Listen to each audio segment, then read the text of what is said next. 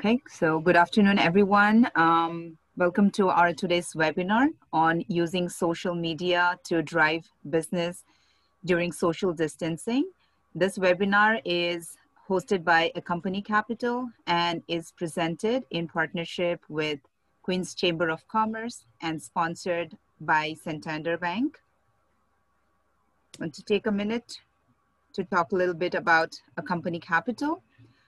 A company capital is a nonprofit small business lender, and our mission is to support immigrant, refugees, and women entrepreneurs in New York City by providing access to affordable loans, which range from $500 to $250,000, empowering entrepreneurs with financial education and offering training in best business practices and technology.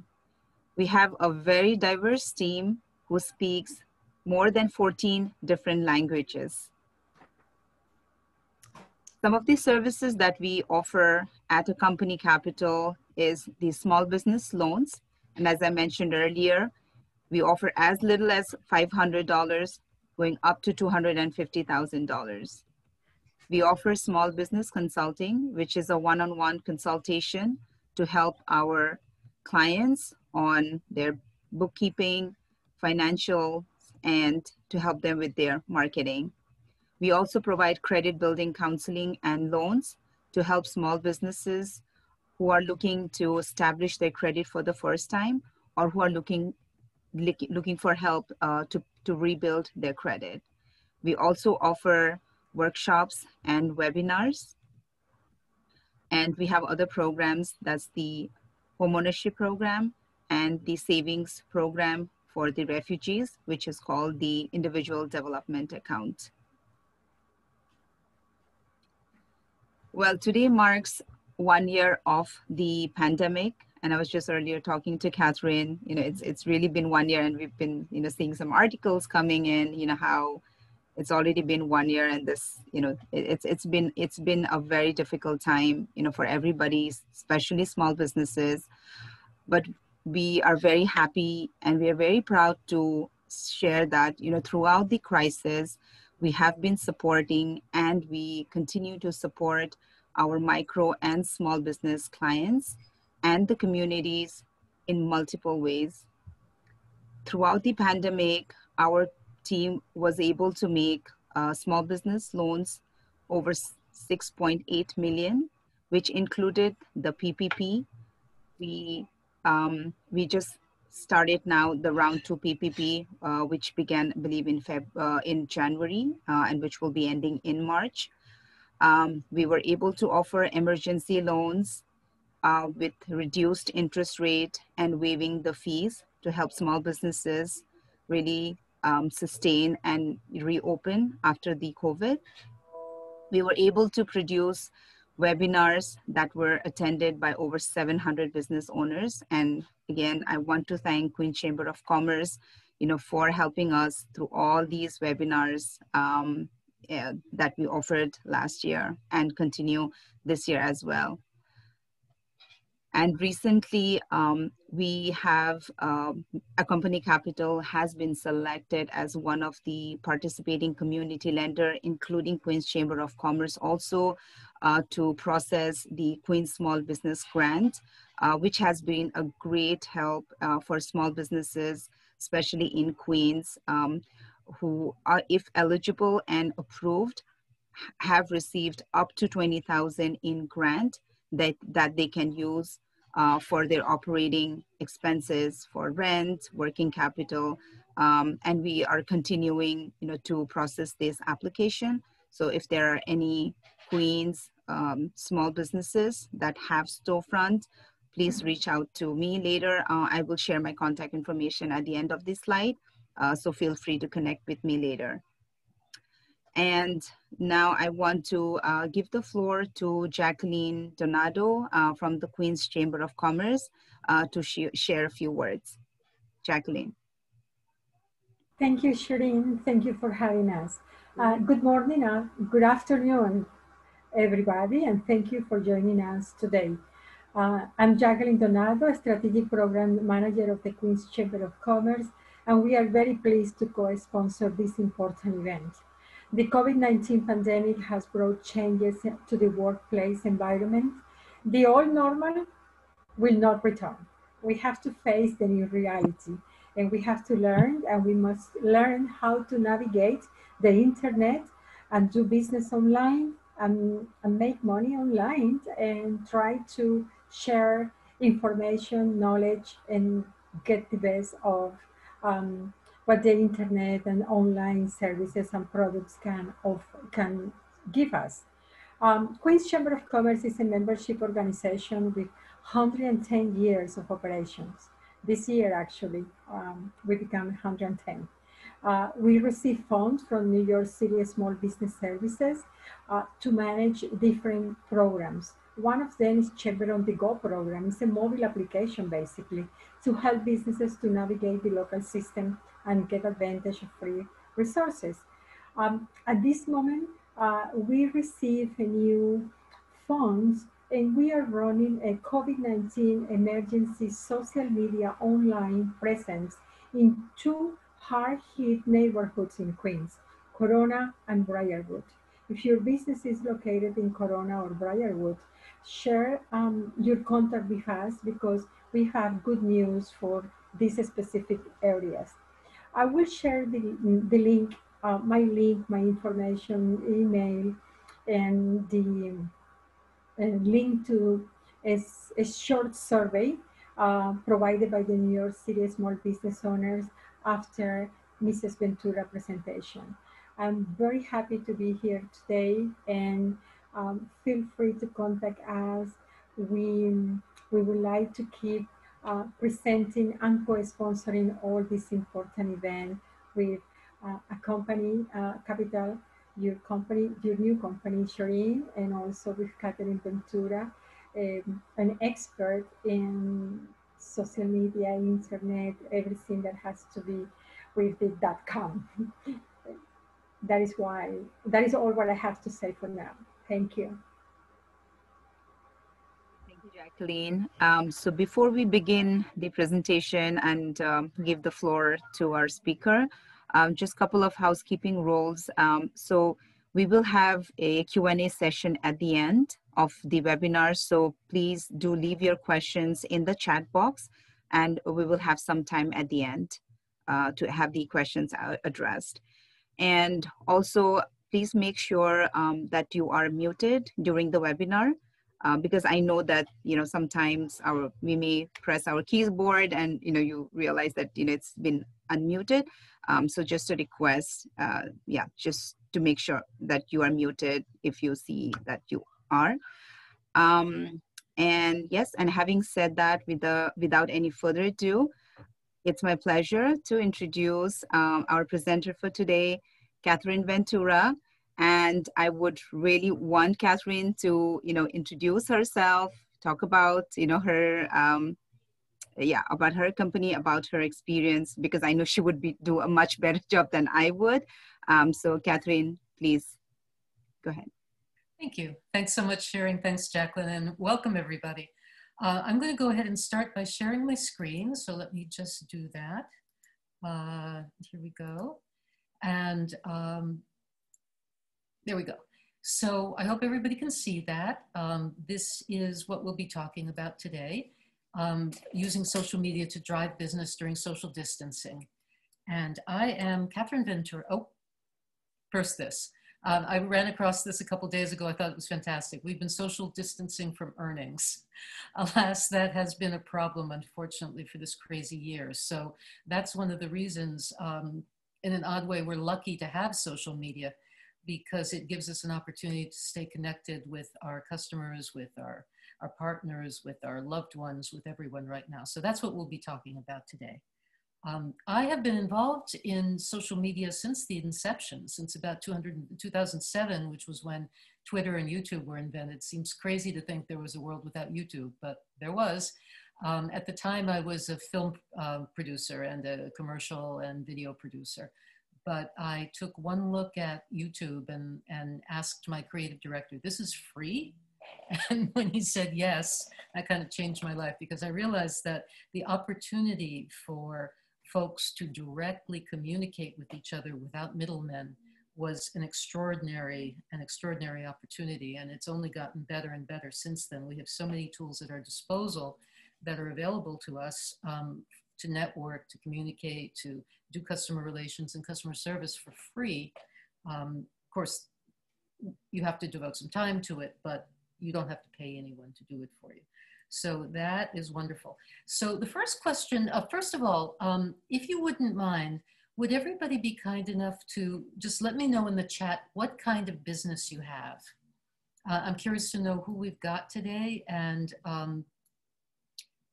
what your businesses look like, so we can take a look at those a little later specifically.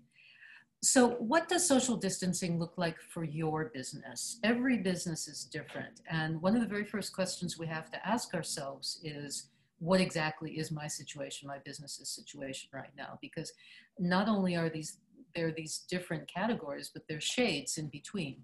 So for instance, you could be open with restrictions. You could own a bodega, you could own a shop that is open, but mandated that everybody who comes in and your staff wear masks.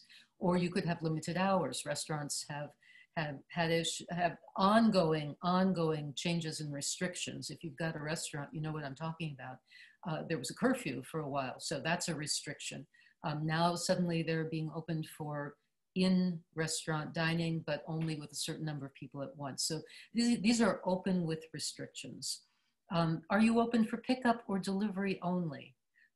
Many stores have, restaurants offered that in the beginning. There are certain stores that offer that now, or that you could be in between. You could have folks come in, but be offering curbside pickup as well, which is new now. It's something that you didn't do before the pandemic. Are you about to reopen after having been closed all this time? Very delicate situation for a lot of businesses. And if you're about to reopen, congratulations. It's been quite a year. Have you perhaps pivoted and moved completely online? Maybe you had a brick and mortar business that didn't survive, but you've switched to online sales and that's working for you. Or you could be somewhere in between. You could be about to reopen, but have established a successful online relationship with your clients in the meantime. So, you know, that is a category many businesses, small businesses fall into. Or are you an exclusively online business and have been from the start, but are navigating that now based on other things, like you could have other problems like slow delivery times because everyone's online now. So an important question to assess, first of all, is what exactly does distancing look like for your business? If you're a realtor, for instance, you could have been showing houses all along, but heavily masked. But on the other hand, you could have also moved into virtual open houses. Question to ask yourself, are you going to continue offering those virtual open houses even beyond when it's mandated? So that's an important consideration as we talk about various ways to reach out to your customers, even if you can't reach out to them in person. The second important question is, what exactly as a business? Huh? No, I was saying, how are you doing today? Excuse me, Good. Can you mute yourself, please, whoever? Thank you. So the second important question is, what, if anything, has changed for your company right now? Is this something that you need to communicate to your customers, your potential customers, your partners? Have you pivoted? Have you added new offerings? Have you eliminated old offerings? Do you have different hours? Have you shut your store and are you operating completely online? Has your business evolved to be more digital and less in person, but still continues both ways? So ask yourself, what has changed? What do I need to communicate to my public, to my network, to my community about my business right now? And it could be, what will it look like going forward? You could have a change that is temporary. For instance, we have one client at a company capital, a sign company that quickly pivoted and ramped up and used its plastic sign making capabilities to start making plastic face guards as well for businesses. So that was a very, very smart pivot. There was a need and they filled it for their community, which was terrific. Question for that company. when everyone's been vaccinated, when we get this thing under control, will you continue to make those, or will you ramp back down? So that's a question too. What does your business look like going forward? And is that something you want to be communicating to your customers now? Why should customers come to you right now? Very important question, because I, as a customer, I think we all have the same concerns as customers. I want to know you've got what I want. I won't have to spend much time there, and I'll be safe. These are very important concerns right now. And I'm sure I'm not the only one who's had the experience of trying to support a local business, but having walked in and seen that the personnel are not wearing their masks or quickly putting them up when I come into the tiny store, and I can't go in. So important information for all your customers is how you are taking their safety, their needs, and their consideration into their safety into consideration. So that's a very important thing to think about in your messaging, but also what have you got to offer them that's specific to their needs right now? So for instance, if you're offering curbside pickup, that's an important offering. The sign company that switched to making plastic guards, that's an important offering that their customers need to know about, because that's something they need now. So good question to ask yourself in terms of your communication strategy or your content strategy. And also there's urgency. What do you urgently want people to know? Is there something that's changing this minute? Are you having an online fundraiser? Are you reopening after 3 months? That's urgent need to know stuff. Or are you now a center offering vaccines? Each business has slightly different issues of urgency, but ask yourselves these questions. What's changed about my company? Is that something I need to communicate? What's my company going to look like going forward? Is that something I want to communicate to my community, to my network? Why should customers come to me right now? Do I have a different offering? Am I providing a safe environment for them? What can we guarantee them, and what can we do to serve their needs right now?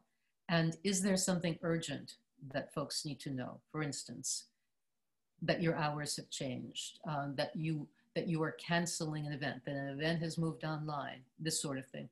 So those are important things to be communicating, and social media, of course, is an excellent way to do that.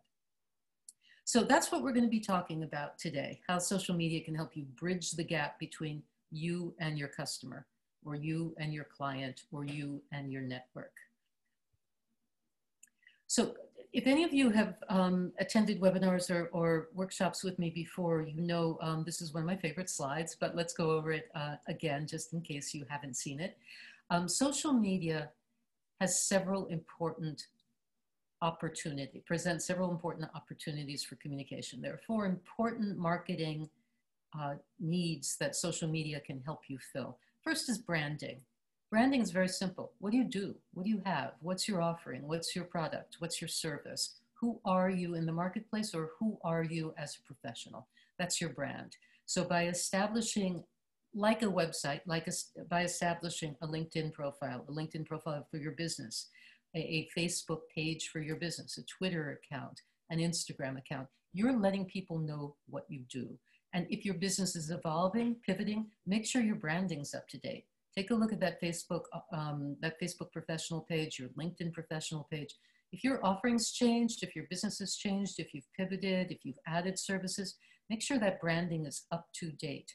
And on LinkedIn in particular, if you have the kind of business that is appropriate for LinkedIn, you'll want to update your neighborhood, your network with a post about it. Don't just change it on your profile.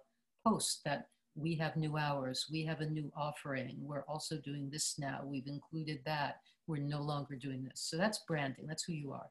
The second is, what are you doing right now? And as businesses gradually open up again, this is a very important category of marketing communication.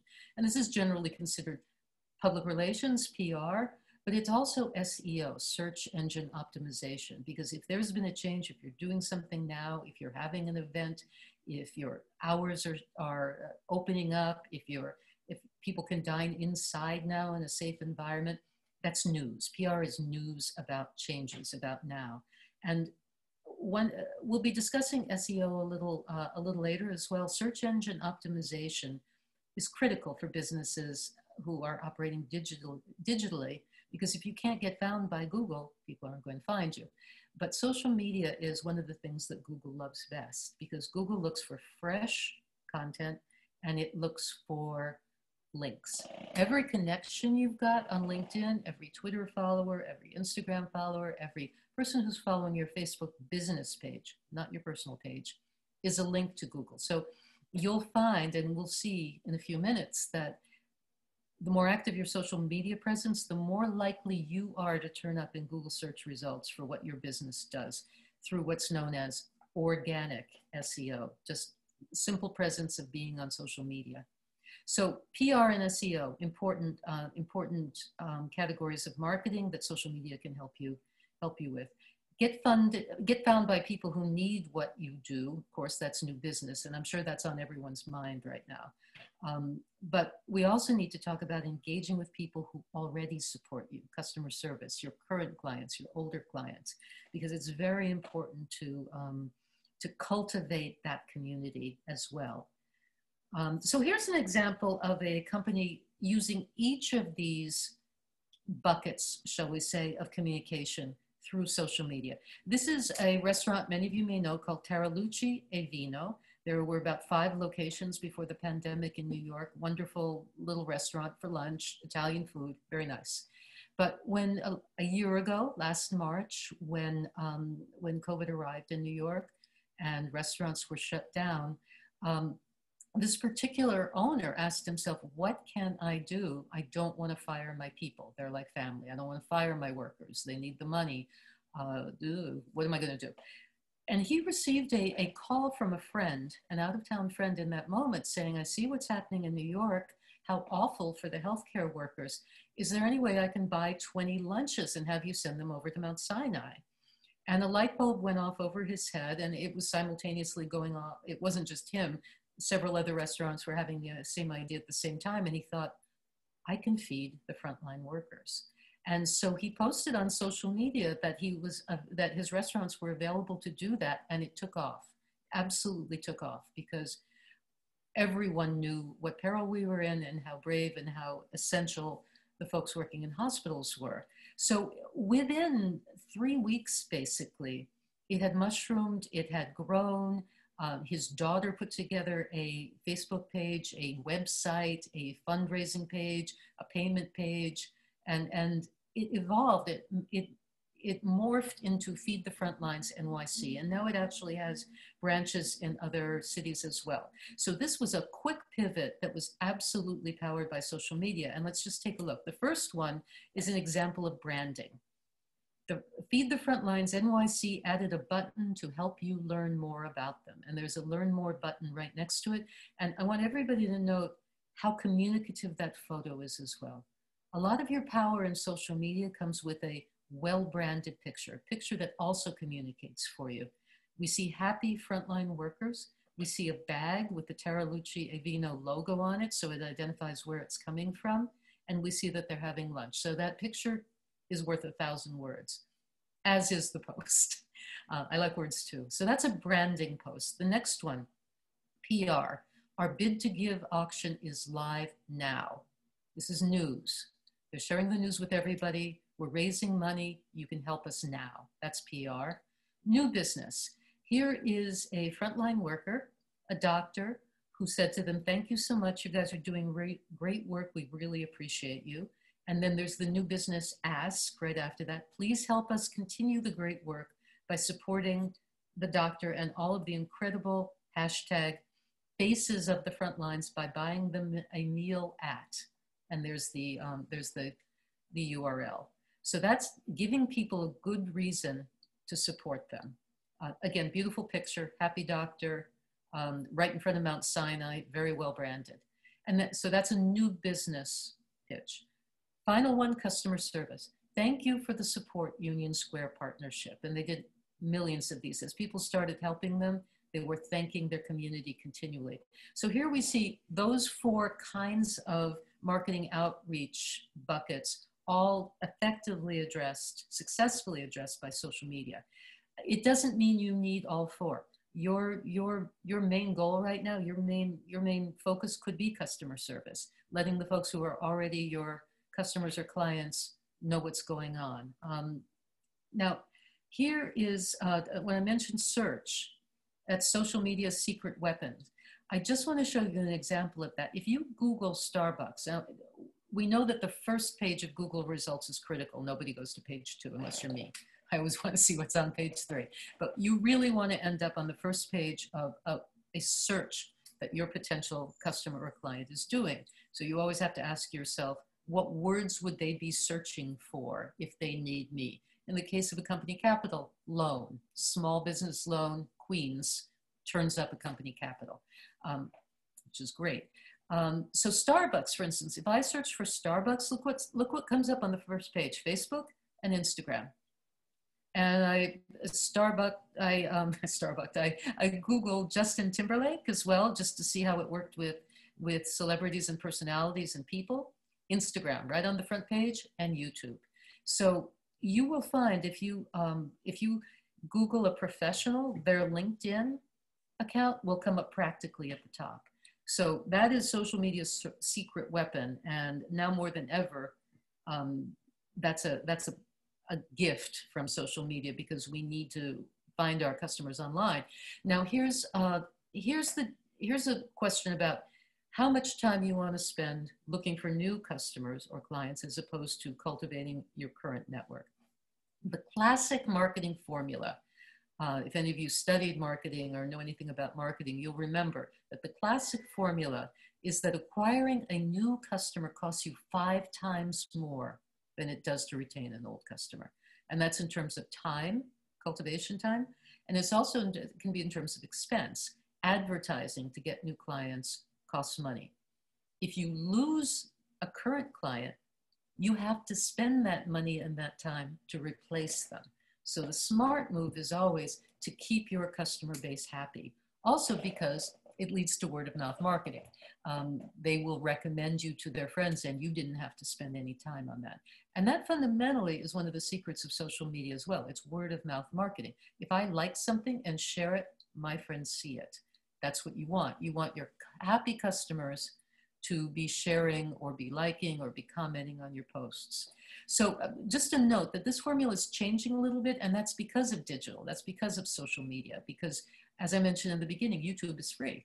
So if you post something on YouTube, it's not the same as spending $350,000 for YouTube, for a Super Bowl ad, which is what I was working on at the time in an advertising agency when I saw YouTube. And the difference was astounding, because it was one of those early silly videos with Mentos and Coke, but it had gotten tens of thousands of views. And we were spending $365,000 actually hoping to get that with our Super Bowl ad.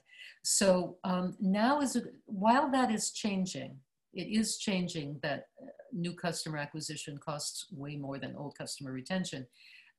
Thanks in part to social media, it's changing. Now is a critical time to be focusing on both. You need to focus on your current community, customers, client, your staff, your suppliers, your funders, your partners, whatever. But it's equally important to become discoverable to new customers, because people are not popping into your cute bar as they walk past. They're not stopping in to try on clothes if you've got a boutique. It's a very special time right now, and digital is the way people will be discovering you. And one little note, returning customers versus new leads. So e-commerce is a general term for anybody who's doing business online, any kind of transaction. If this webinar is an online transaction, food delivery services, an Etsy store.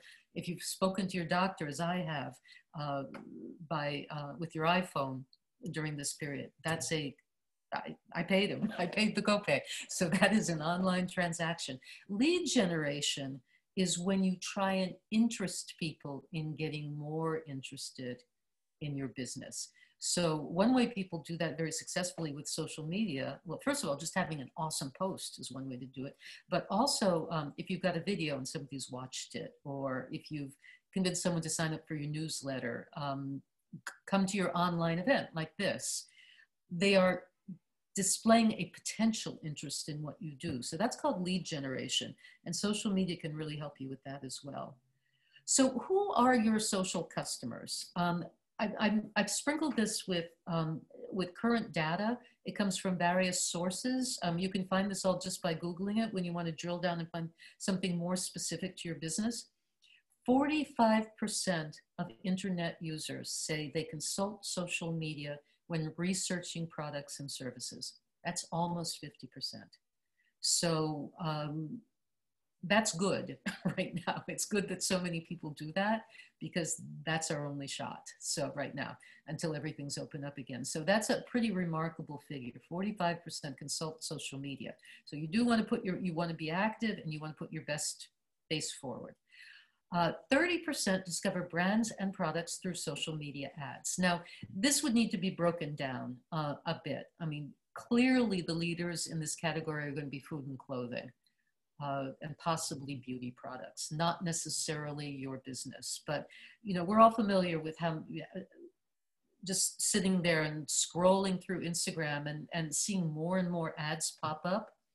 I admit, if I see an ad on Facebook, I did this morning for a big flash sale for Southwest Airlines, I click on it, dreaming that maybe I'll be able to use that ticket someday. But the 30% is probably skewed towards several industries. So again, before you make a commitment to spending money on ads, see what's going on in your particular sector. But it is interesting to see that people have become used to clicking through ads, because in the beginning of social media, they were considered mainly intrusive. I think advertisers have gotten better as well. And this is an interesting number over here, that social media ads rank 4th for favorite ways to discover new products. And again, my guess about this, I didn't do a deep dive, but my guess is this has a lot to do with Instagram, and it has to do with visual products. It has to do with clothing, cosmetics, and possibly food. Again, important to see if it's working in your sector. So where are your social customers? It is not a great idea to spend all of your time trying to attract new customers on Snapchat if they're not there, obviously. If you have an older demographic, probably Snapchat, no matter how much you love it, is not going to move your business forward. So I'd like to take a moment just to see, let me see if I can do this without, from not sharing my screen. Sherry, maybe you can help me because my screen is dominated by the share. Can you pop up that little survey? There you go. There we go. Can you all do me a favor and just click, everybody watching, and let me know which social media sites you're using personally, not for business, but personally.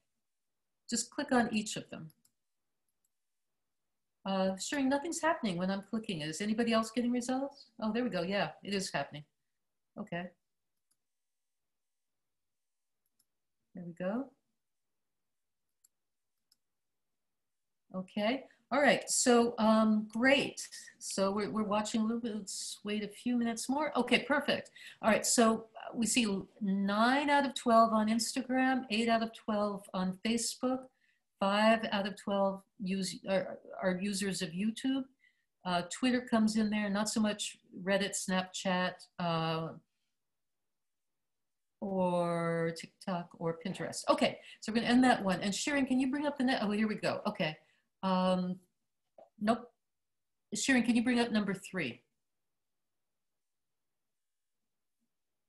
Okay, so can we do this again, everybody? And can you tell me truthfully which sites you are currently actively using to promote your business? And click as many as you're using for your business.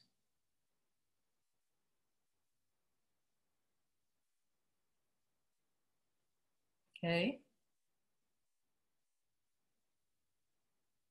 Okay. Oh, good. I see a lot of you are on Facebook already. Excellent. And a couple of you are on YouTube, Instagram. Good. No podcasts yet. LinkedIn. Good. That should be all of you. Everybody should be on LinkedIn. And oh, Brave Soul on TikTok. Let's hear about that afterwards. Okay. Excellent. All right. Thank you, Sharon. We can make this go away now. Okay. Terrific. All right. So, oops, I didn't mean to do that. I'm having a technical issue, hang on. Sorry, there we go. All right, here's where your customers are. Now this is an interesting chart. This is leading social media visits in the US. And visits is key here because visits indicate time spent on the platform, not who has a who checks in once a day, or who has a profile. This is time spent. 60%, and these all add up to 100, just so we're clear what this chart is. This is of total time spent on social media in the US. Who spends time on which one? 60% of Americans' total time in social media is spent on Facebook. We hear Facebook is dying. We hear people hate Facebook. 60% of our social time is spent on Facebook. 20% is spent on Pinterest. Now, Pinterest was, had a huge moment a couple of years ago. So this was a startling statistic for me. This is a Statista, the great site, 2021. What this means is that the Pinterest users are loyal, and they're still there, and they're spending a lot of time there. So that's something to consider if you have a Pinterest ready or worthy product. YouTube, surprisingly, or maybe not, is only 1.5% of people's time spent on social media. And that's probably because it is also time intensive. I know my 22-year-old son spends way too much time there, but in terms of the benefit of flipping around from YouTube video to YouTube video, mainly grown-ups go to YouTube to see one thing in particular, then walk away. Tumblr, I didn't even know Tumblr still existed. I had to Google it. It's still there. I thought Tumblr closed a few years ago, but it's still got a little bit of action. Reddit, which I think we're all familiar with from the news from a couple of weeks ago, when a Reddit personal finance group suddenly started buying GameStop and upset the entire stock market world. Reddit is a site for people with specific topics, a lot of them technical, and then all of the others. So this is a startling but important statistic that in terms of time spent on an app, Facebook is still the king/queen of where your customers are spending their time. Globally, though, this is an Instagram global statistic, and this is the second tier of understanding where it will be appropriate for you to try and reach your customer base while we're all digital. So Instagram is very popular and the rate of usage is very high, but this is where it skews. Take a look at this. The majority, so this is approximately 30 and approximately 30, so that's 60% of users on Instagram are between 18 and 34. 60% of the users. So while Instagram is wildly popular, if you've got something for the AARP crowd, look, only 2.3% of those folks are there. And if you're male, it's only 1% are there. So that's not really your play, Instagram, if you have limited time. If you've got all the time in the world, by all means, but it's important to know if you've got a product for women, where are the women hanging out? If you've got a product for men, where are the men hanging out? In between, where are the people in between hanging out as well? We don't want to exclude them. But you need to know if a social site is appropriate for your audience's age group. So that's another piece of data. Now, this data is available everywhere. If you know who your customer is or who your client is, just start Googling, sector, age, demographics, social sites, and you'll find the information you need. It's freely available. So again, these are fascinating, and you all get a copy of this, by the way. Everybody's going to get a copy of the presentation, and there will also be a video if you want to review it. But this tells you that Facebook skews female, and it skews heavily in the 18 to 49-year-old group. But even though, another thing to keep in mind, you always have to actually check and see you have to actually go to sites and see what the participation is. 13 to 17-year-olds, 50% of them have Facebook accounts, but chances are almost none of them are using it. Kids in that age group are spending their time on Snapchat. They have that account, but they're not using it. So another thing to keep in mind when you're looking to see where your customers are playing. On the other hand, check out their statistics right here. Oops. Let me go back. Forward. Sorry, folks. User error. Right here, 13 to 17-year-olds, 85% of them are using YouTube. And again, I know this from my son, who's 22 now, but they're using 91% of them are using YouTube. He just loves YouTube. But YouTube is pretty popular among a lot of folks. Remember, the thing we looked at previously was how much time you actually spend there. Okay, so again, the 65 plus group, only 38% of them even look at YouTube. So something to keep in mind. Snapchat, key demographics.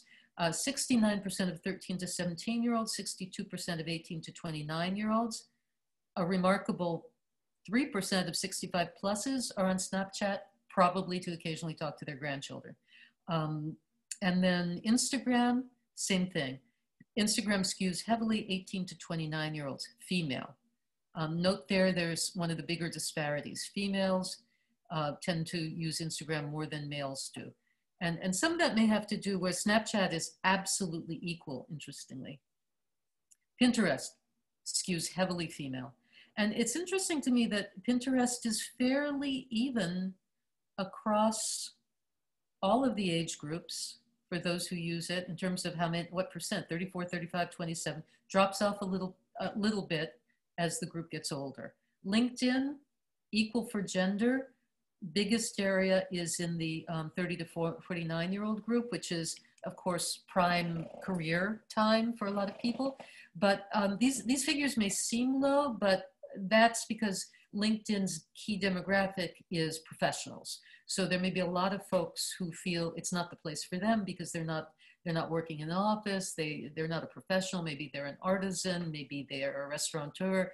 My personal advice is everyone should be on LinkedIn because it's the most effective, absolutely most effective social site there is in terms of how many folks see your posts and the kind of connections you can make. But that's why those numbers seem lower. Whereas if you start looking at college grads, for instance, numbers skew way up there. And then Twitter. Twitter, again, 18 to 29-year-olds and equal for men and women. But again, your demographic may be there. So the best way to find out what site is right for your business is to take a look at the competition. Take a look at other folks who are doing what you are. If you're a realtor, look at some other realtors in your area. If you're a realtor in Queens, look at other realtors in Queens. Where are they having the most success? Where are they getting the most engagement? Where do they have the most followers? And use that as a way to get started in terms of where people who are potentially interested in your business will find you the most successfully as well. A quick breakdown of why we use each of these sites. We use them a little differently, and please, one of the big mistakes a lot of people make in social media is to post the same thing and generate it to all their sites at once. So you can tell them a mile away when someone's just taken that Instagram post and shot it right to Facebook automatically by clicking a button. It just screams, I just got sent from Instagram. Nobody's really minding the store on Facebook. It's a bad idea. It looks wrong. All those hashtags look wrong on Facebook. So it's better to take an extra moment to write things specifically for the audience who is spending time with that social media platform and seeing their responses. Because if you never go there to see who's saying what, you're losing an opportunity to network with your community. So LinkedIn is a business news wire. Everything you post on LinkedIn should be framed as, my business is doing this today, or pleased that this happened, or welcome to that person. No inspirational pictures, no pets, none of that stuff. That's all for Facebook. Twitter is for news and networking. Twitter is a superb networking tool because the people who are on Twitter are on Twitter. They like Twitter. So if you post a response to someone on Twitter, or if you if you tag someone in a tweet, they will see it. Whereas you can cold call someone and cold email them and not get a response. If they're on Twitter, they'll respond. It's a fantastic networking tool. Instagram is about images that catch the eye. If you don't have beautiful images, if you don't have a storehouse of endless images to share, Instagram may not be your platform. Nothing worse than an ugly, sad, infrequent Instagram feed. Even though all your friends are telling you you have to be on Instagram, think about if you have the content to really make a difference on Instagram. If you have a restaurant, of course you do. If you're a realtor, of course you do. If you're making women's wear, of course you do. You have beautiful visual products. But for other folks, maybe not. So give it a thought. Resist the pressure to be on Instagram unless your business is really appropriate for it. Facebook is very important because it's an earned community. The people who have liked your page have an interest in you. They're supporting you already by liking your page. So you need to cultivate that community and remember how much time people spend there. So it's it's a really effective customer service application. Twitter more so maybe for PR. Facebook, really cultivate your community. Respond to people if they respond to you. YouTube, how-tos and resources, storytelling. Thing about YouTube is it's a killer for SEO, search engine optimization. Google loves it because Google owns it. So as soon as you've got a video that's well branded, it has your keywords on it, it has your name, it has your URL attached to it, that really helps your searchability. And let's not forget the local sites and the review sites. There's social sites too. I'm not going to spend much time with them today, but Yelp, any of those sites with customer reviews, it's important to keep an eye on them and respond to people. Thank them if they've complimented your business. Ask what you can do to help if there's a problem. Make sure your locations are correct. And again, if your business has changed, if your hours have changed, if you've pivoted, make sure all those sites are up to date. Very important one for social distancing, Nextdoor. I did not put that on the survey, I should have, but Nextdoor is an interesting website and app that has hyper-local news and exchange. It's like a little mini Facebook or a little mini Craigslist just for your neighborhood. And in my neighborhood, I've been seeing everything from things to sale to where can I get a great colorist right now who's open, to where can I get a COVID vaccine, to whose dog is this. And businesses can post their businesses and get recommendations. You can have a profile, you can add customers. And in an age where many folks are unwilling to get on the subway, I think the ridership is still down to 40% of pre-COVID ridership. Some of that's out of towners, but still, we're all trying to walk and do neighborhood things. That's a really great site to put your business on right now, particularly if your business does have a local component. If you are open for business, if you're a restaurant, if you're offering services that can be provided locally, if you're a realtor, if you're a hairdresser who makes house calls. Okay, very, very important thing too is key behavior. Like I said, 50% of teenagers are on Facebook, but they're not using it. So these are important things to study as well when you decide where you're going to be spending your time in outreach. 53% of younger Americans between 18 and 29 have ordered food from restaurants online, takeout with an app. So they're going there and picking it up, they've ordered it online, and it's either delivered or they've ordered it with an app and it comes to their door. That's half of them. But look at older ages. 30 to 49 drops precipitously when you get to 50. So whereas groceries tend to be in the 30 to 49 range. And that's interesting. I mean, those are young parents as well, traditionally, so that makes sense. You'll notice that people who are more highly educated tend to be more comfortable ordering online. No surprise that rural folks who live in the country, haven't ordered food online through an app. I want to know who those 21 are and how that delivery gets made if you're on a farm somewhere. Same thing with the groceries. So behavior is a very important thing. So we start with who do you need to talk to and why? And then we go down to where are they? What sites are your community, the people, your customers that you're trying to reach using? And then are they using it frequently and how are they using it? To really use your time effectively to communicate with your potential customers and clients. And again, absolutely stalk the competition or folks who are aspirationally who you want your business to be, or folks in similar but related but not identical businesses who are in your neighborhood. What's working for them? You can see neighborhood behavior by seeing how people support neighborhood businesses with online comments, online support, online likes as well. So the next question is, what are you going to say when you start reaching out to people online? Well, it's an important consideration about the difference between news people want and things that are intrusive. Again, going back to Instagram, that feeling when you just want to see posts by your friends, but all you're seeing are ads for stuff you don't want on Instagram, it's annoying. Some of them are nice, but a lot of them are annoying. You don't want to be that person that is unwelcome. Social media is social media, and it's important to play by the rules or people will stop following you. So 36% of global, and this is worldwide, but the American statistics mirror it as well, 16 to 64-year-olds, okay, not younger kids, not older people, but just generally the sweet spot in the middle, use social media to stay up to date with current news and current events. Okay, makes sense. 35% are there to find funny or entertaining content.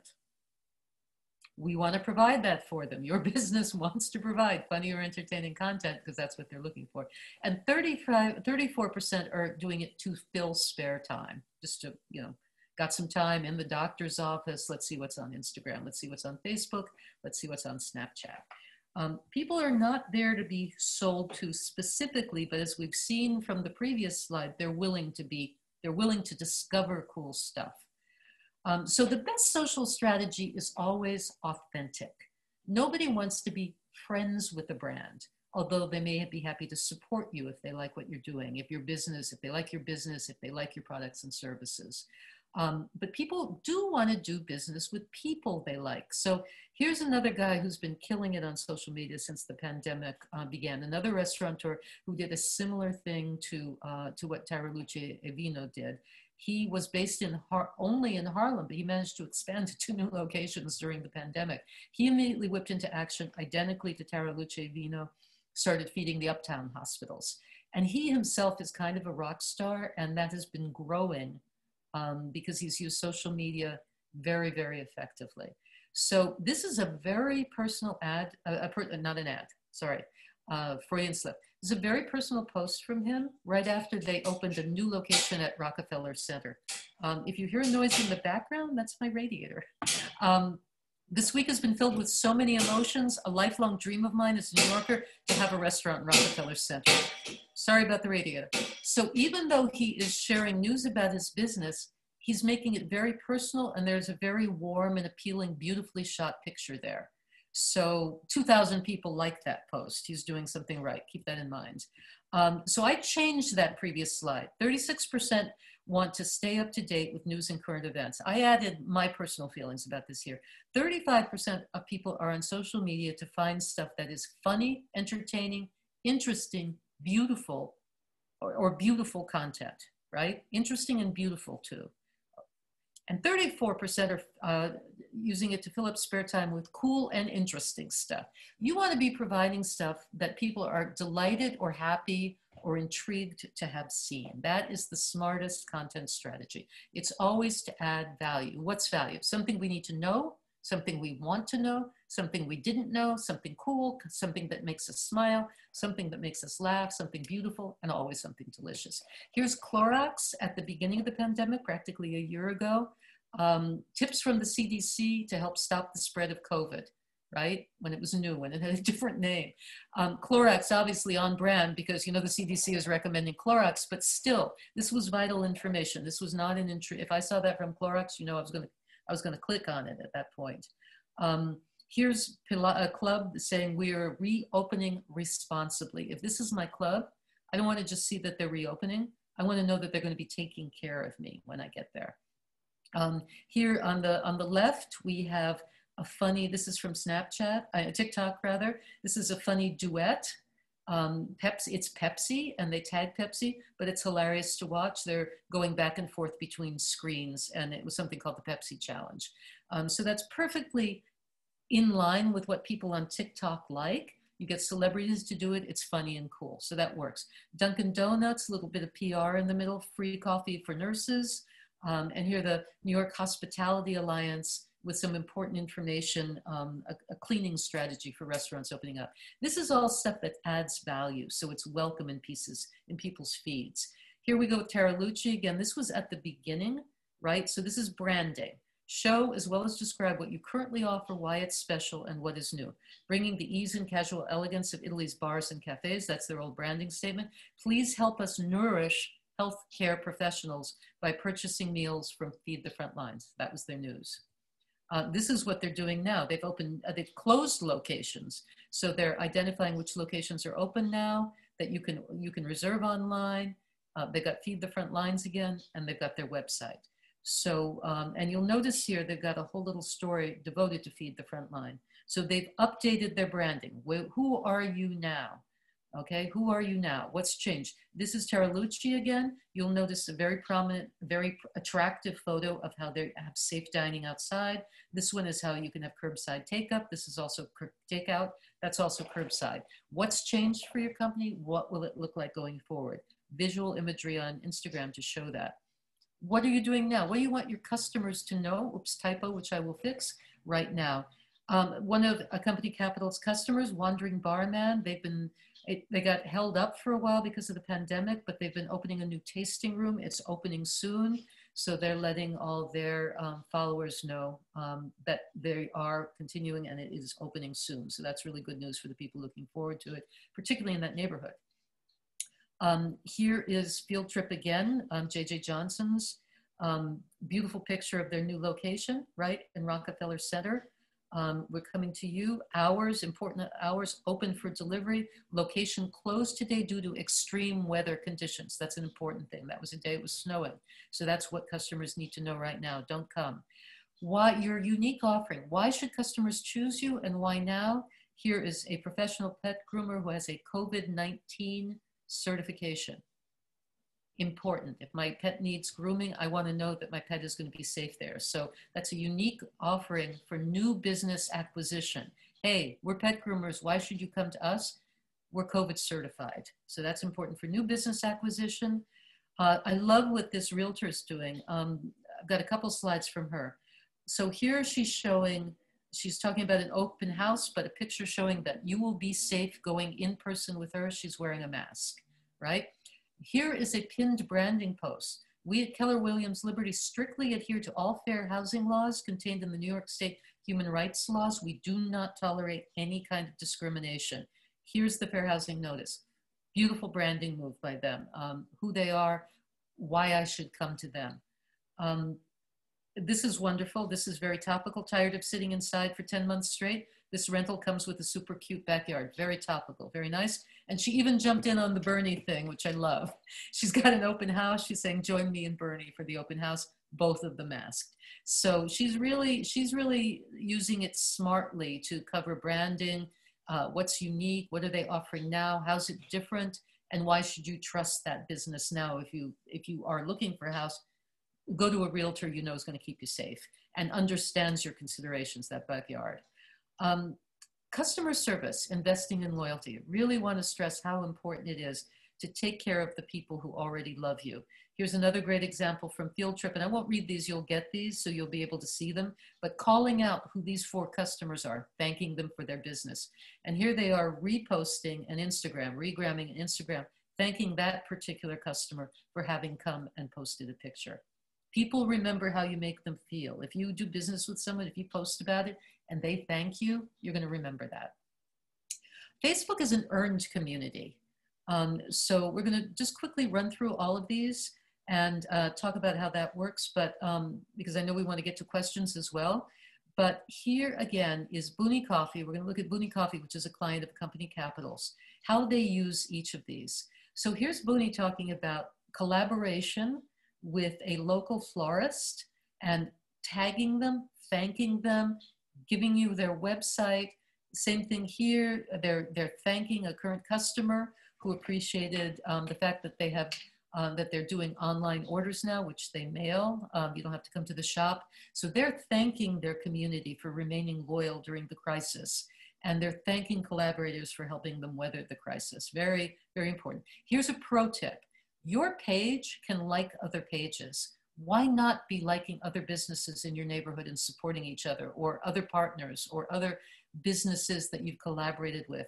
For those of you that don't know how to do it, right here, you go to these 3 little dots and you click like as your page. So everybody like the Queen's Chamber of Commerce as your page, and the Company Capital as well, and interact with us. Interact with clients, businesses.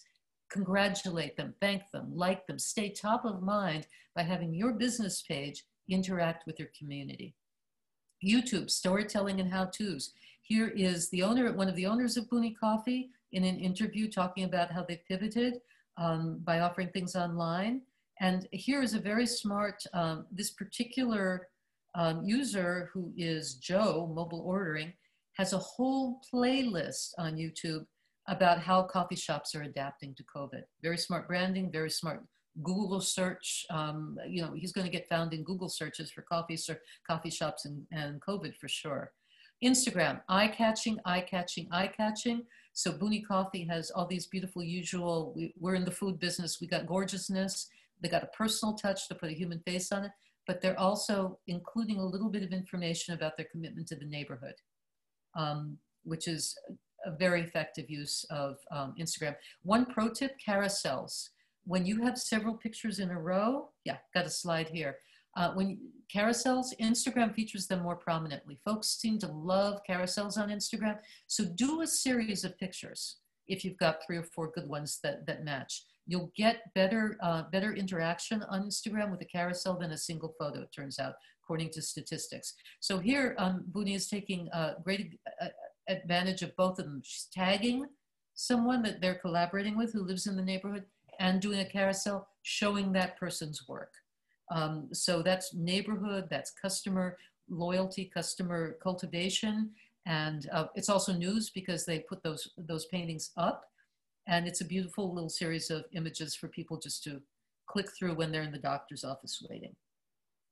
LinkedIn, she's putting their news virtual coffee tasting. Usually they used to have them in the store, now they're having virtually. Join us on LinkedIn, and you notice that the choice of words should be different on LinkedIn. It should be more serious. It's professional news. We are having a virtual coffee tasting. Here's how we're doing it. That is business news. Very appropriate for LinkedIn. She's asking folks to join, but she's basically updating what her business is doing now. We're doing our tastings online. And then networking and sharing news, responding to other folks. Here they are sharing the streets interview with them, tagging the street, thanking them, sharing that news and networking. So TikTok, I haven't spent much time with TikTok because it's still evolving. TikTok is obviously the new site with the bullet. Everybody's talking about it. Everybody's having fun with it while they're stuck at home. And brands are stepping in, but so far the most effective presence by brands has been brands with a lot of money to spend. So we saw earlier Pepsi. Obviously, they have a lot of money to spend on celebrities and filming. Here's the NBA. Here is a zoo. And here is Sabra, a food company. So far, and you know, I'd love to see in the chat examples. So far, I haven't really seen a small business make an effective marketing mark via TikTok. Everybody can dance. That's not a problem. And you should, you know, if that's your sector, if you've got a product for young people who are on TikTok, and you feel it's worth your time to be there, check it out. But it's not clear yet how effective it is for marketing. Definitely a lot of fun, but could be a good place to network. If you see someone you want to network with who's doing something fun on TikTok, a response to that may be fun. But the reason why I didn't spend much time talking about it is because, again, time of staff, your time is valuable. So right now, when there's urgency in terms of reaching out to customers and potential new customers via digital, you want to spend time where it's most effective. But again, if it turns out that you've got a product for 13 to 17-year-olds, or even up to 30-year-olds, and they're spending a lot of your people in particular, you've spotted on TikTok, by all means, and let us know how it goes. Don't neglect the local sites. I touched on that briefly. Here's Booney Coffee thanking someone who left a good review. Make sure your stuff is up to date, and if people are making comments, address them. These are social sites as well. And also very briefly, depending on what industry you're in, if you're a designer, you'll want to be on House. If you're a realtor, you'll want to be active on Zillow. I know we're all active on Zillow a little bit during the pandemic, but keep in mind that specific industries have specific sites that are social. Find out what yours are. And then real quickly, Instagram ads. Instagram ads are the most effective paid advertising in the social world. And they can integrate with Facebook. You do them through Facebook's ad manager. I'm not going to go through the how-to right now. It's easy enough to find on the actual sites, or millions of helpful people have made YouTube videos about it. Look for one of them. But if you have a visual product or a product that you think would do well on Instagram and you see other folks like you having success, Instagram ads are the ones that work the best of all the social sites, and you do it right from the app. Facebook, boosting posts is very cost effective. It's cheap to boost posts. And the problem with Facebook is a couple of years ago, about 2 years ago, they basically stopped showing your page to people because they want you to pay. So what I advise all my clients to do is post to your business page, share to your personal page.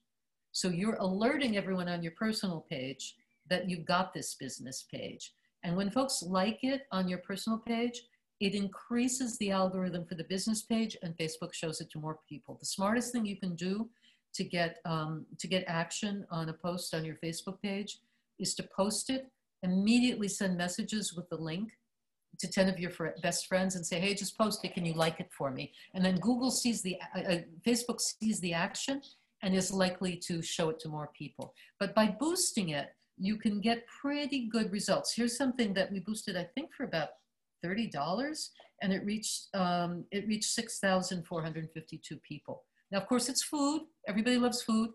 Attractive chef. You know, he looks friendly and nice. Nice kitchen. Mine. I shot this. But we reached 6,000 people, 6,000 people with very little money. Targeted effectively. The most important thing is you want to target it so it's reaching people that count. You don't want to just do it in general. You don't want to be posting it to potentially 13-year-olds if your market is 65. So this was I can't remember if this was this, but this was targeted specifically to New York, Brooklyn, and Queens. This was for something else, for instance.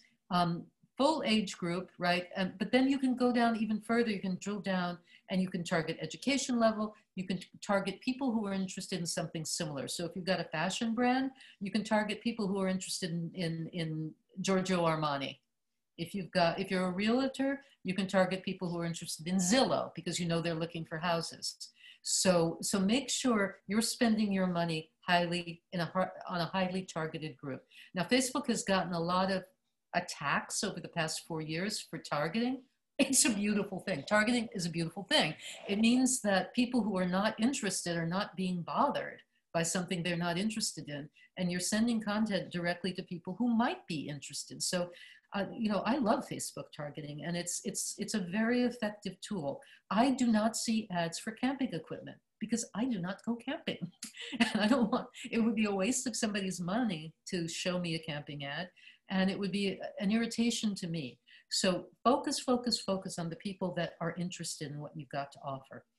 And finally, remember, social media is people. It's very easy to get behind a digital dashboard and just start shooting things out. You know, you're on a screen, it's the internet, but remember there's a human being on the end of every other user. It's not just a Twitter handle, it's not just an Instagram account, it's a person. And so you always want to treat the folks you're speaking to the same way you treat them if they were in a crowded bar with you, or in a school with you, or in a business meeting with you.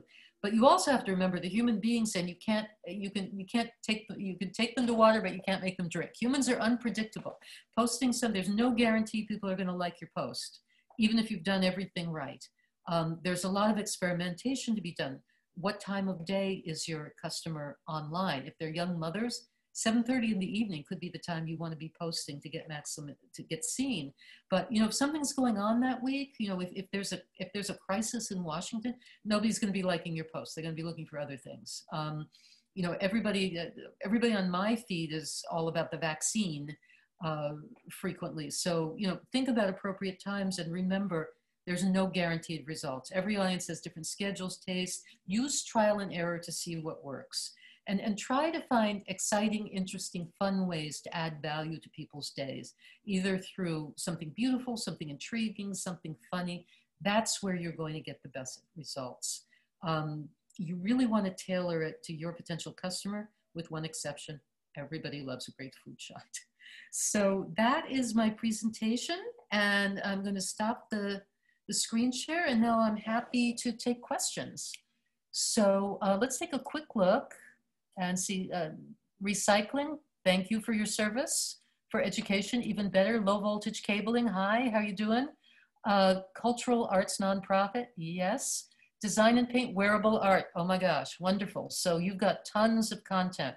You sell at juried art fairs. Do those still exist? I don't know, but in the meantime, you've got gorgeous content for social media.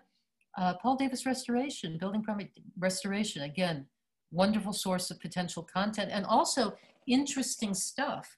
Everybody, restoration is a fascinating world, and showing befores and afters, really great potential there for intriguing stuff, intriguing tidbits of information, things about old buildings, how-tos for home. I just ordered a pen to like fill a hole I made in my floor.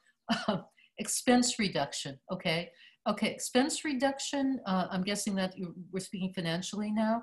Okay, tricky for Instagram, tricky for Snapchat, potentially hilarious on TikTok. I don't know, think about it.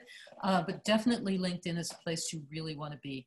And Facebook could be, Twitter, absolutely. Facebook could be surprisingly interesting for you. Pinterest could be surprisingly interesting for you too. Everybody wants to reduce a little debt, but you really want to be a source of helpful information. Don't be afraid to give content away for free.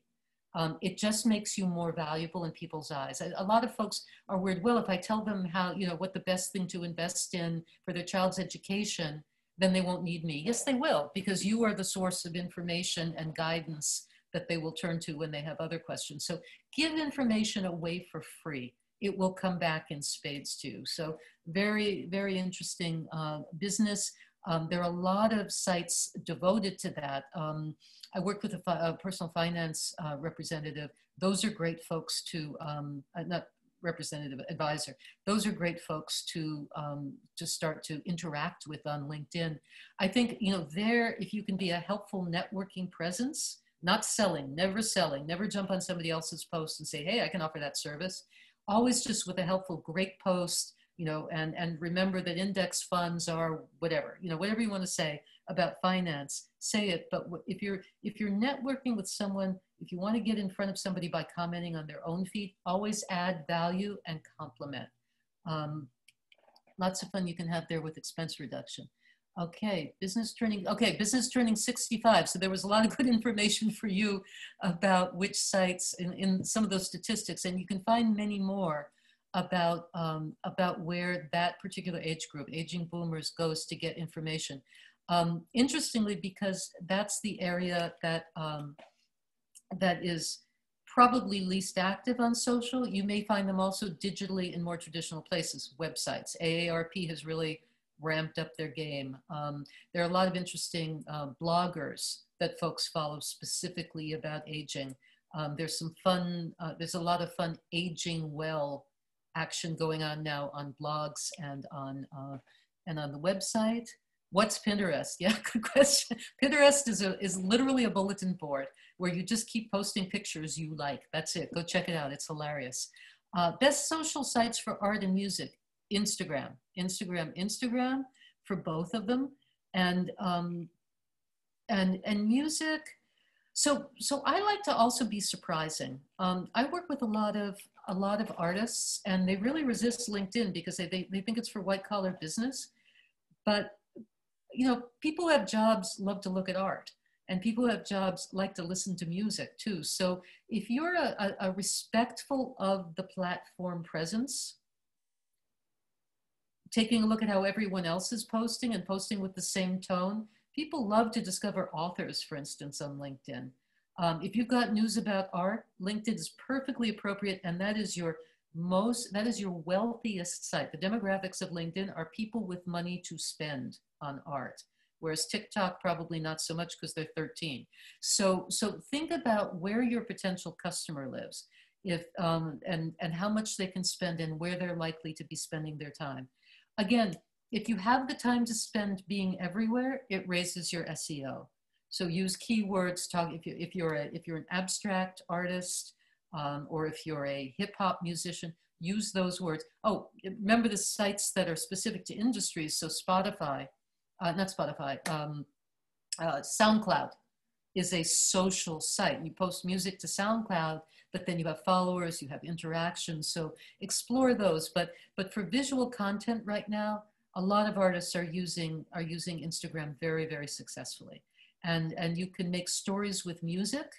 You can add music to posts. So it's working well for musicians as well. There's a lot of music discovery in Instagram stories. But don't rule out classic Facebook either, because people are spending time there.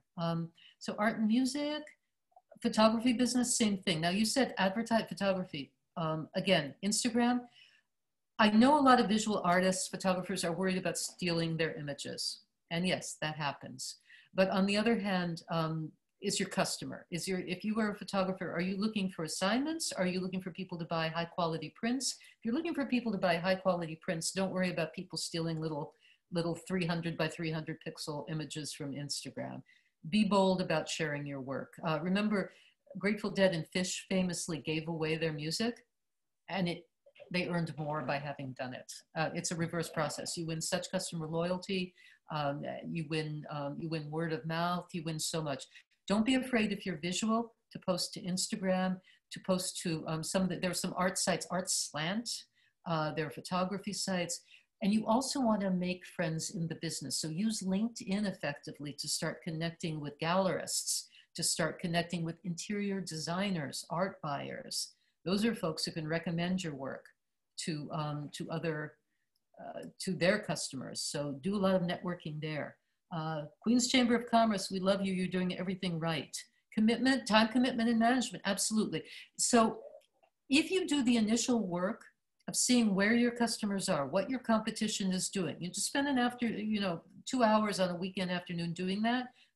When you're not working, see where your folks are hanging out, dial it down to those key sites, get yourself set up on them. You can do a lot of excellent damage in 10 minutes a day. And I recommend connecting it with a meal, like at lunchtime. Just take 10 minutes. Take a look at what's going on LinkedIn, like someone strategically, like someone else's post strategically. All you have to do is like on LinkedIn and you have posted it. So if you're a photographer, let's go back to the photographer, and a photography deal, a show is coming up, or a dealer has posted on LinkedIn, and you so much as just say like and great show, or looks great for a gallerist or another photographer, you posted that. So you've branded yourself as someone interested in photography.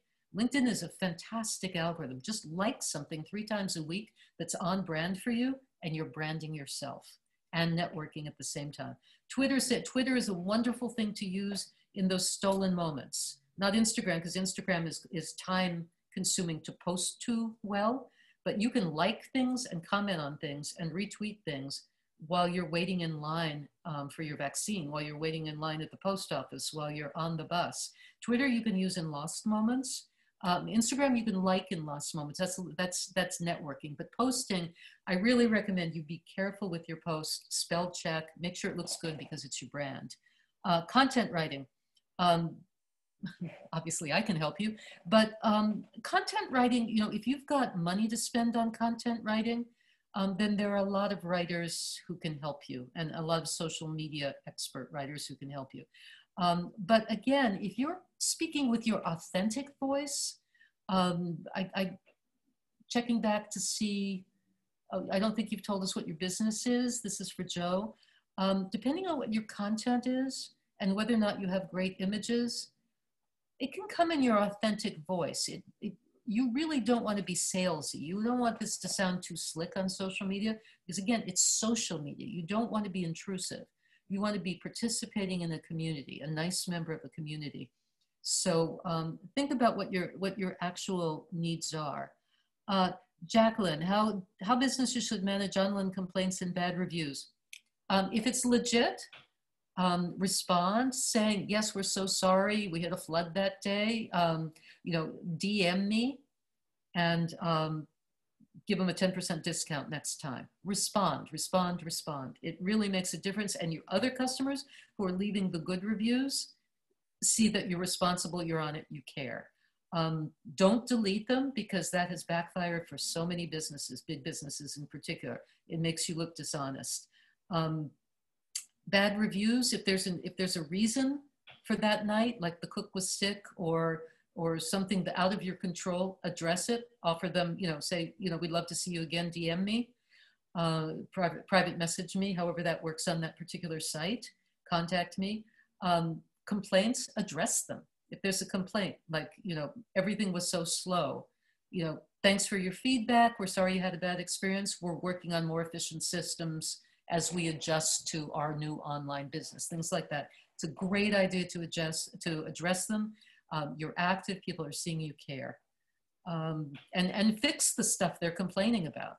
Fix it. If people are saying, how come, as I have, like, I walked in and nobody was wearing a mask, make sure your people wear masks. It's great feedback people are giving you. Pest control services, so much fun you can have with that. So much fun. Insects, just one word, insects, pest control. Take a look at what some other companies have done. You can have a lot of fun with pest control. Come from that angle rather than good content, because fundamentally, roaches, please, right?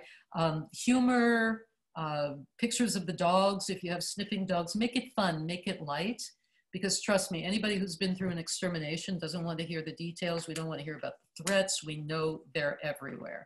But think about just fun content you'd enjoy yourself. And also people who care. So for instance, if you are working now, if you're doing like an extermination, show that show your crew, thank them for doing such a great job at getting in and out. Like, I was so grateful. I had to have a workman come in and fix a leak in my wall. He did such a great job. He was masked the whole time. He cleaned everything up. Get customers to thank your workers for that. Show appreciation for your guys if you've got a crew. If it's you, show yourself setting out in a mask. Have some fun with that, because y'all always wear masks. So this is nothing new for you. You do the before and after shot of you pre-COVID. I would go with something fun there and not worry too much about having slick contact. This is Facebook, Instagram are not advertising sites. People do advertise, but you don't want to come in there with the mindset of an advertiser. You want to come in with the mindset of a community member, adding value to the community. Mom's Kitchens, catering, baking, excellent, excellent, excellent. Pictures of the baked goods. And who's mom? Pictures of mom if she exists. You're winning on Instagram if you've got baked goods. Again, delivery, how far do you deliver? How safe is your staff? You want to thank your loyal customers. You're delivering to Staten Island now. Whatever the changes are, if you've added new product, that's an easy one. And there's so many examples for you to take a look at of other bakers doing it well. Look at them, look at the competition, take inspiration from the kind of posts that they're doing that get great responses. Go see them in unlikely places. See if a fellow baker, a very successful baker, is using LinkedIn, how they're using it, what they're saying on it. Remember, people with jobs like baked goods too. So remembering though that you're not going to post it the same way you'd post it on Instagram. It's going to be more respectful of the platform on LinkedIn, which is that you have business progress you're reporting.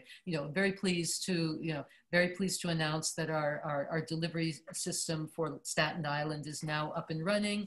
Here's our crew making our very first delivery. That's business news. So that's appropriate for Staten Island, but at the same time, if you got a nice picture of some muffins, professionals on Staten Island are going to take note and realize they can order them from you.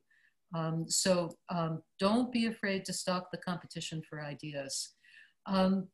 Any other questions? Did I catch everybody? If I missed your question, just stick it in one more time. Content, time management. 10 minutes a day, really. 10 minutes a day, you can do so much, so much. You don't have to do it all, but 10 minutes is better than 0 minutes. So don't let the time thing keep you from being active. Figure out where you're getting the best response, where you have the biggest community, and just give it a little time every day. Do it with your coffee in the morning, or do it at the end of the day with that adult beverage as you're pouring it, but be sure your spelling's good. 10 minutes is way better than 0 minutes, if that's all you've got. Redemption and recycling ideas. Can you be a little more specific, Kwesi? What does redemption mean? Does that mean you're collecting stuff? I mean, when I think of redemption, I think of taking, yeah, 5 cents. But are you giving people 5 cents? Is that what's happening? You buy bottles. Okay, great. Yeah. Who wants to go to this? You know, who wants to go to the store with them now? We're getting deliveries. So do you come to people's houses? Do you pick them up in houses?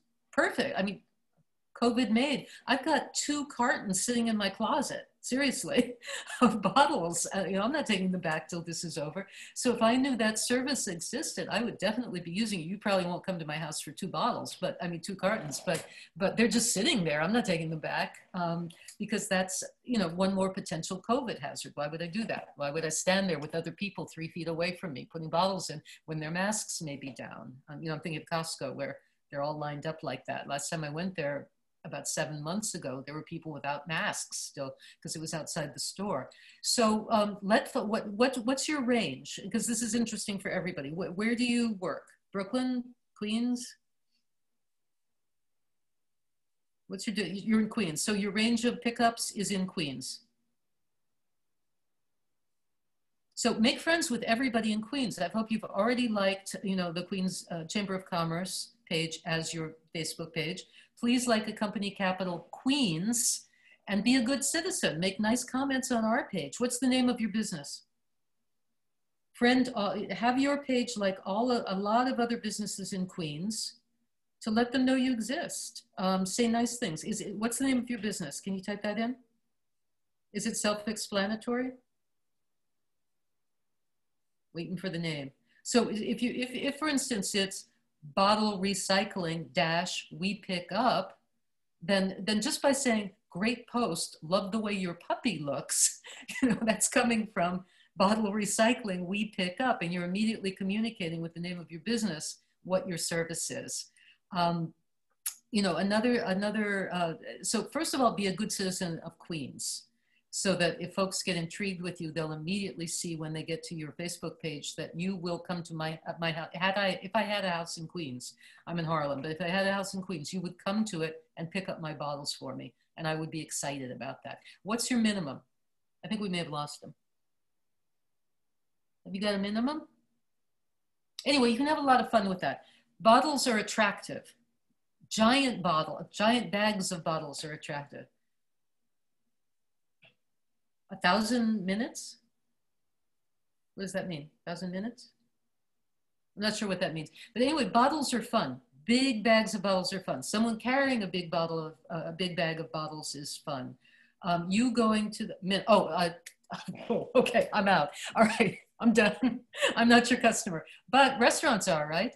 And who are your main customers? Are they schools? Are they, you know, so this is, everybody keep in mind, you want to figure out who your customers are. Once we've identified that, don't waste your time. General public. General public has 1,000 bottles? Really? Who are those people? Okay, well, whatever. Once you've identified who they are, if they tend to fall into a category, people bring, okay, you only pick up 1,000. Okay, so these are fun numbers. Are you 1,000 or are you 100? You know, you can play with that. You've got a lot of great material here to let folks know you got an excellent service, right? So picture of the guy who's got 1,000 is probably someone who just had a Super Bowl party, right?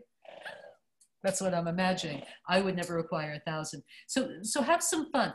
Think like your customer. What does your customer need? What's your customer in marketing and advertising? It's called a pain point. What causes your customer pain that you can relieve? Bottles piling up.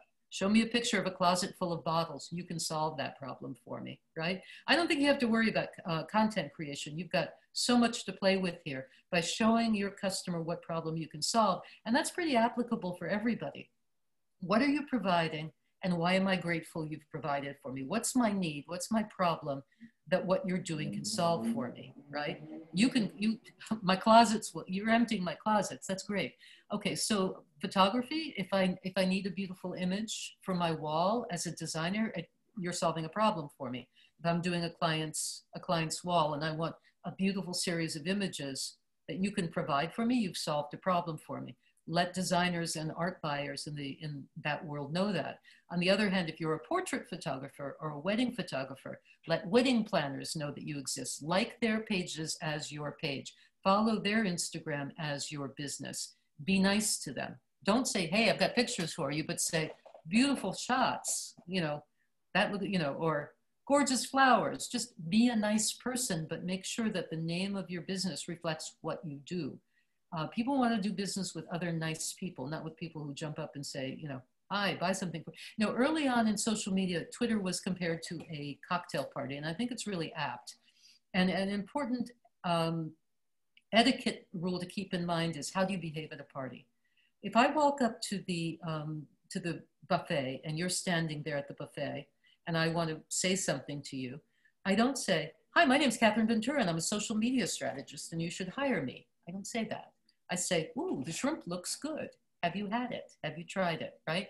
That's how you start to build a rapport with someone. You start slowly, you look for a commonality. In that case, our commonality is we're standing in front of the shrimp, right? So be a nice person first, because people like to do business with people that they like. Low voltage cabling, pretty clear who you're looking for. Recycle for education. Recycle for education, are you in Queens too? You should meet the bottle company. Another recycle, oh, that's, okay. Oh, wait, I'm sorry, Kwesi, that was you? You're recycling for education? And am I pronouncing your name correctly? Are you recycling for education? Awesome, what does that mean? Does that mean that all of the money is, you're a non-for-profit? Okay, all right, excellent. So kind of like box tops. So friends with teachers, friends with principals, friends with, so who do you give the money to? Is it to one organization in particular? Do you fund one group in particular? Again, this is the kind of process that every business should go through. Who's the end user? Who benefits? Who would like to know I exist? Who would be grateful to know I exist? So for instance, you provide scholarships. Age group? And is it scholarships to people going to schools in New York? College bound, okay. Do the schools have to be New York? And the students have to be from New York? Queens or any borough? Any, okay, fantastic. Well, thank you for doing that. That's wonderful. But that is something. So clearly, parents who have bottles would probably much rather give their bottles to you than have to go collect that 5 cents too, and know that they're helping young people. So there are a lot of opportunities here. I'm feeling LinkedIn really strongly as an opportunity for you as well. Just letting people know you exist. Do you have a business page? Sorry, I didn't mention this. Everyone who has a business should have a business page on LinkedIn as well. Make a business page, very easy to do. It takes literally 5 minutes, okay? And when you put your logo there on the business page, then you refresh your description of yourself and you get that nice little logo there and people can click right through to your business.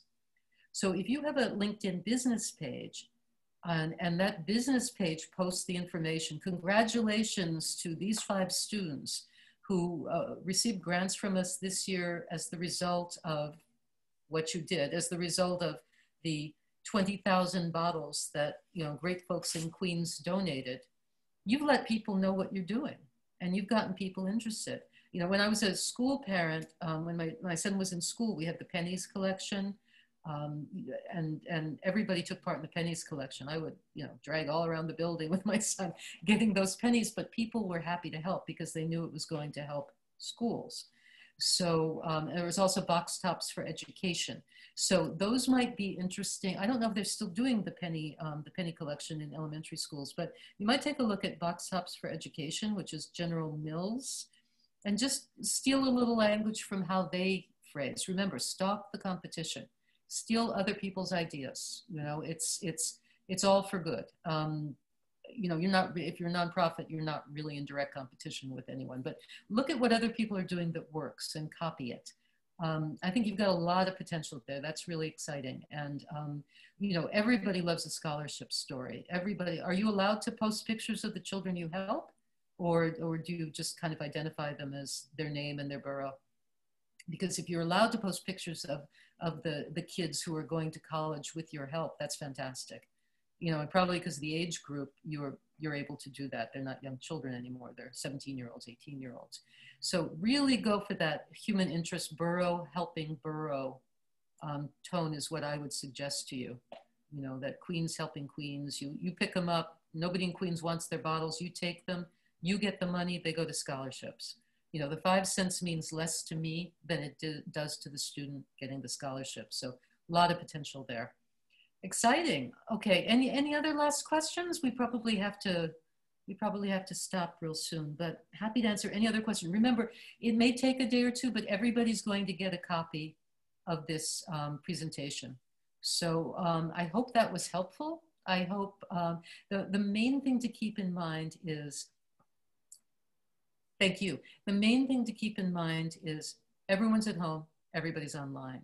So it's actually an opportunity to reach more people. And if I could change it, if I could wave a magic wand and make COVID go away, you know I would. But in the meantime, the fact that everyone's online, it provides an opportunity for you to become better known than you would if your business depended on people walking past it, on this, you know, just seeing your bar as they walk past it, seeing your restaurant. I didn't see too many restaurants here, but for instance, I don't know where the business that's a bakery operates out of, if it's a brick and mortar store, if it's an all online business. But if it's a store, you know, you were dependent on foot traffic. Now you can reach more people online, particularly if you're also taking online orders.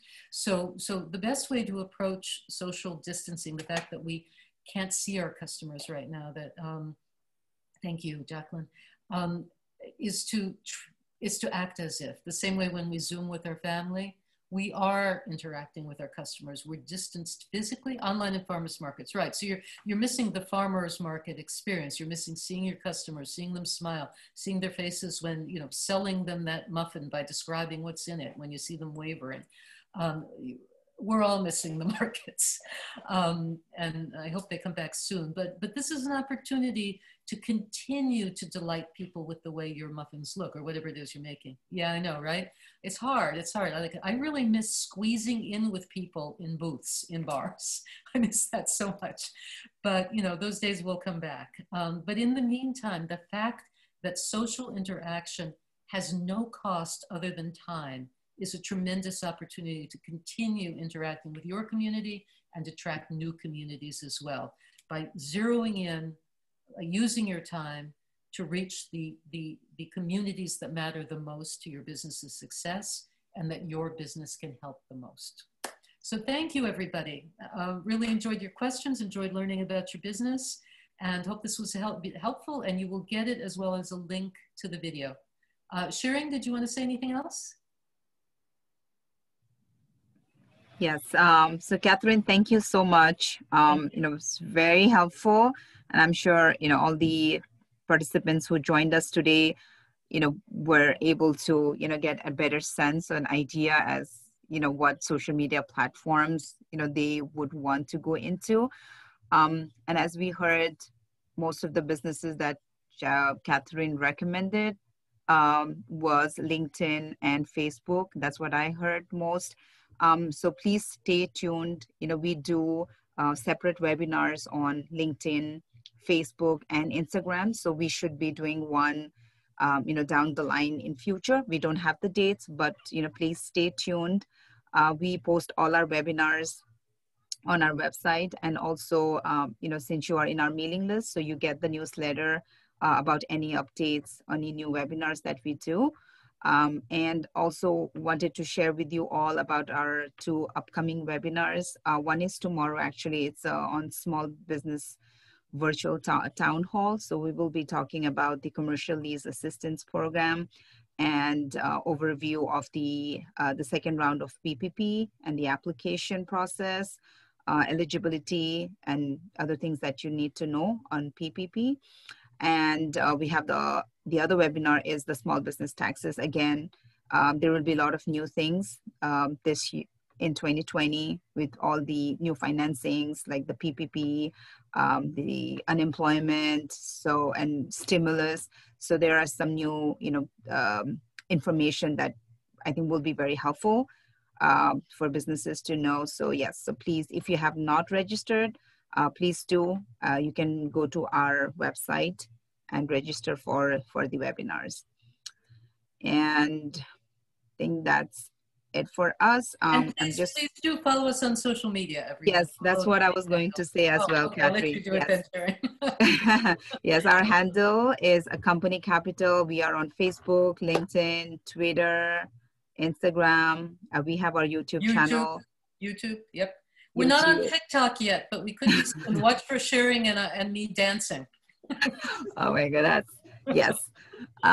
So, and Catherine is actually our consultant. So Catherine manages the Company Capital's social media accounts, and we've does a wonderful job. So thank you, Catherine, for that as well. And here's my contact information. If you guys want to reach out to me, you will be receiving these slides in few days. And yes, having said that, want to thank all the people who joined us today for the presentation, and we look forward to seeing you in the other one in the near future. Thank you, Catherine. Thank you, Jacqueline. Thank you, everyone. Okay. Bye.